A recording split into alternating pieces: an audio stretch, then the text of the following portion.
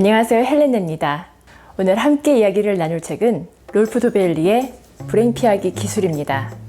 유영미가 옮겼고 인플루엔셜에서 편했습니다. 여러분은 지금 살고 있는 인생에 대해서 만족하시나요? 어떻게 살아야 좋을지 고민이 많으시죠? 정말로 운명이란 게 있어서 정해진 삶을 살아야 하는 건지, 과연 행복은 어떻게 해야 얻을 수 있는 건지, 돈이 내 인생에 있어서 얼마나 영향력을 행사할지, 내 재능은 무엇이고 어떻게 살려내야 할지 생각만 해도 머릿속이 복잡해지는데요. 뚜렷한 답이 나오진 않습니다. 누가 뭐래도 괜찮은 삶, 좋은 삶을 살려면 어떻게 해야 할까요? 사실 좋은 삶은 뭔가 대단한 것을 추구하기 전에 어리석은 것, 잘못된 것을 피할 때 완성된다고 볼 수 있습니다. 다시 말해서 하지 않아야 할 것을 안 할 때 삶은 만족스러워지는 거죠. 그런데 이게 생각보다 어렵습니다. 뭔가를 하려고 노력하는 것보다 하지 말아야 할 것을 안 하는 게 정말 힘들어요. 그렇다면 하지 말아야 할 것들에는 무엇이 있을까요? 작은 문제부터 큰 문제에 걸쳐 현명하지 못한 선택을 말하는 거겠죠. 아무리 열심히 노력하며 살아가더라도 한순간의 잘못된 선택은 인생의 방향을 좌지우지하게 됩니다. 인생은 선택의 연속인데 그 선택은 매번 누가 하나요? 바로 나 자신이죠. 인생을 살면서 내 마음대로 할 수 있는 건 오직 내 생각뿐입니다. 그렇기 때문에 머리를 어떻게 쓰느냐에 따라 행복의 여부가 결정된다고 해도 과언이 아니겠죠. 머리 나쁜 사람은 행복하기 어렵다는 말을 하는 거냐고요? 그건 아닌데요.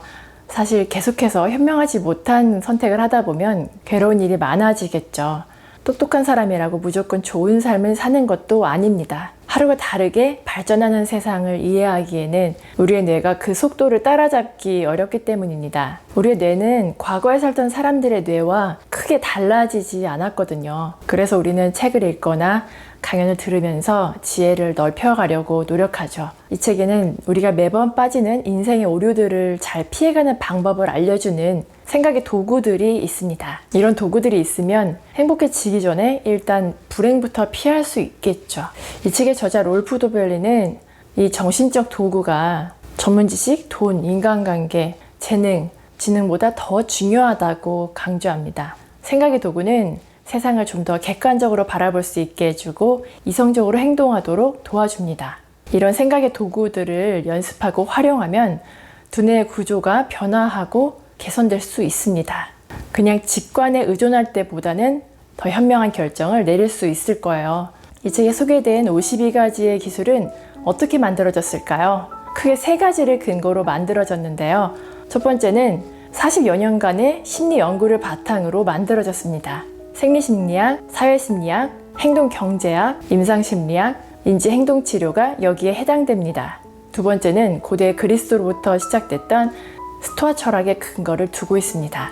스토아 철학의 지혜는 생활 철학을 원하는 사람들에게 오랜 시간에 걸쳐 전해져 왔습니다.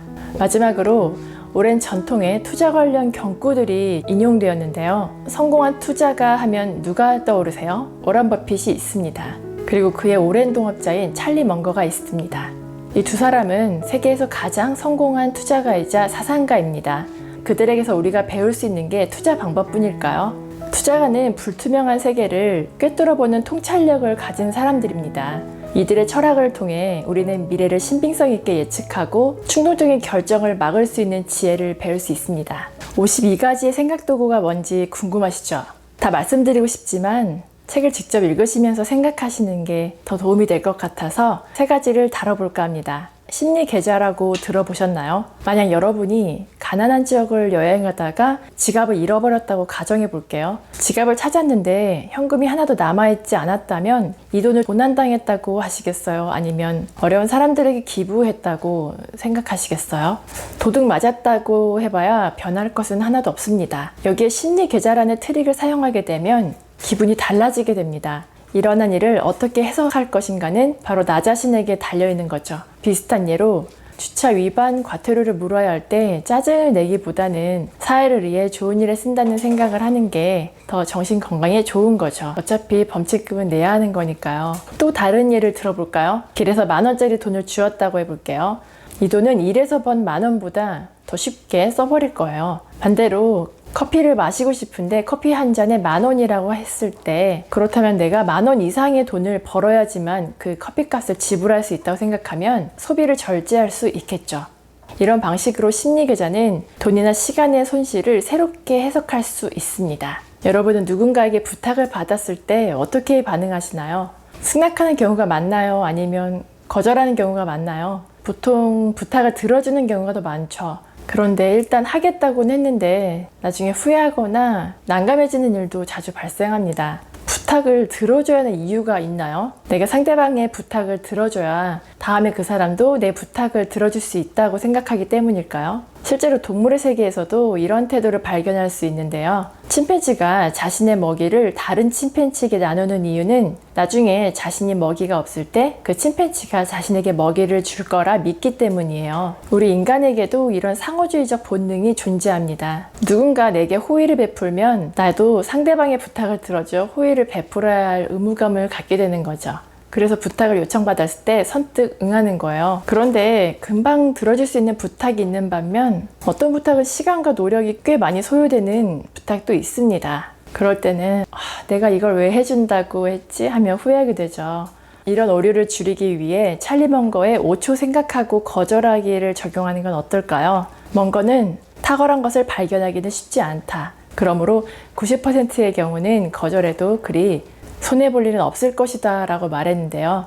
부탁이라는 게 내가 아니어도 들어줄 사람이 있긴 하거든요. 어떤 부탁을 받으면 일단 5초간 생각하고 결정을 내리는 거예요. 부탁을 거절한다고 해서 인정 없는 사람이라고 욕하진 않겠죠. 5초 동안 망설인다고 해서 서운해하지도 않을 거예요. 오히려 신중한 사람이라고 평가할 수도 있어요. 워런 버핏은 성공한 사람과 매우 성공한 사람의 차이는, 매우 성공한 사람은 거의 모든 것에 아니오라고 선언하는 데 있다고 말했습니다. 그만큼 거절을 잘하는 것은 좋은 삶을 사는 데 있어서 필요한 기술이라고 할 수 있습니다. 마지막으로 나눌 이야기는 독서에 관련된 이야기예요. 사실 저는 이 부분을 가장 먼저 읽어보았습니다.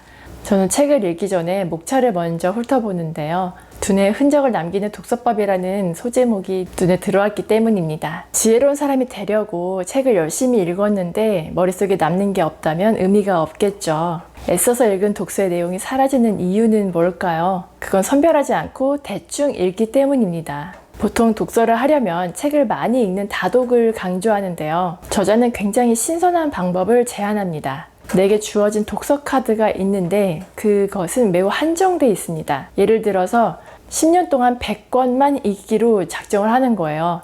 그러니까 1년에 10권만 읽는 거예요. 그렇다면 아무거나 무작위로 생각 없이 골라 읽지 않고 정말로 나에게 필요한 책, 꼭 읽어야만 할 책을 선별해서 읽을 수 있겠죠.